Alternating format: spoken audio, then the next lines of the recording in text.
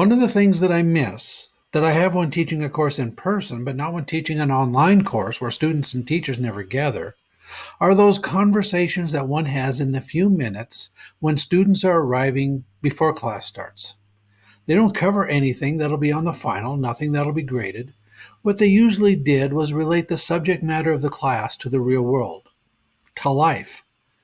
I decided to create a set of these videos. They're not required, they're not a part of the grade, but they might be useful. For example, in my class and in these videos, I put a lot of emphasis on logic and sound reasoning.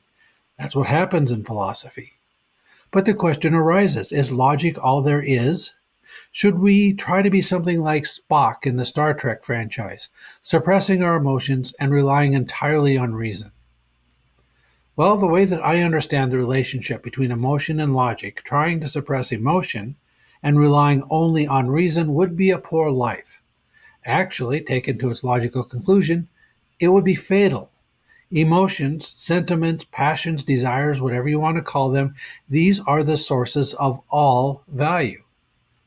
In this, I agree with David Hume. He wrote about 300 years ago the following, quote, "Reason is and ought only to be the slave of the passions, and can never pretend to any other office than to serve and obey them." Unquote.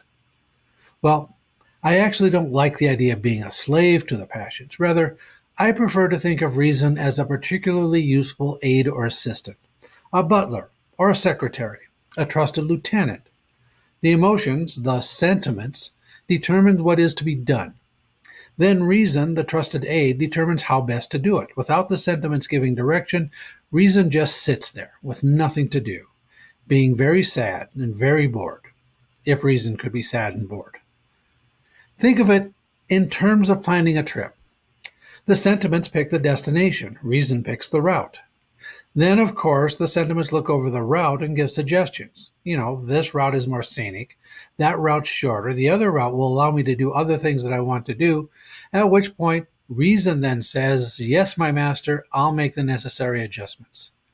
To abandon reason is unreasonable. Abandoning reason means that one will probably fail to reach one's goals. Navigating through life without reason is like somebody in Anchorage, Alaska, wanting to drive to Miami, Florida, saying, "I'm not going to look at a map. I'm just going to get in the car and drive.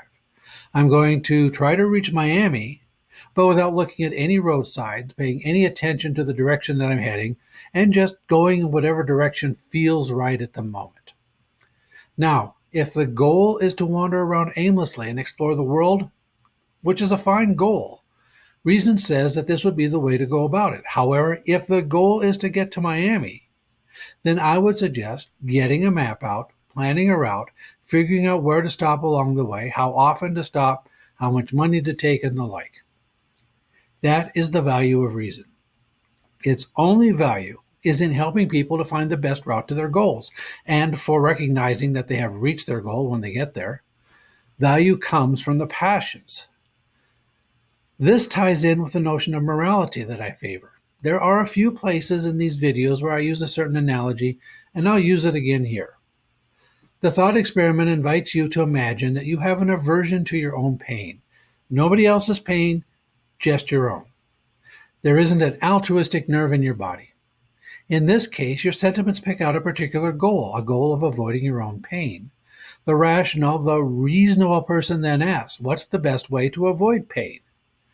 The person who reasons well will typically be able to do a better job at avoiding pain than the person who reasons poorly. Reason will tell you that a common source of pain is the intentional actions of other people. Careless accidents, drunk driving, selfish and cruel policies and practices, assaults, rapes, murder, slavery, genocide. This is pain and suffering that people inflict on other people. So reason then will tell us that we can reduce our pain and suffering by creating a culture in which people like to do things that are kind and helpful and don't like to do things that tend to result in pain and suffering to others.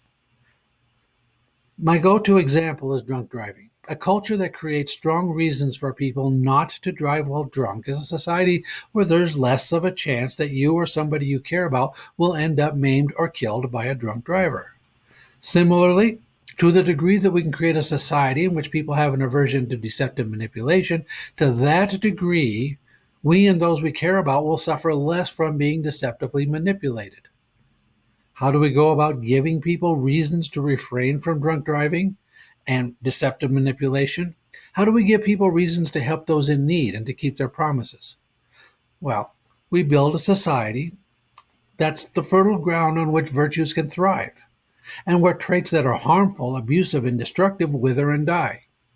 If we get this backwards, if we nurture harmful, abusive, and destructive traits, if we profit and reward those who like and cause suffering, while at the same time allow kindness and honesty to wither and die, well, reason would suggest that we not to do that.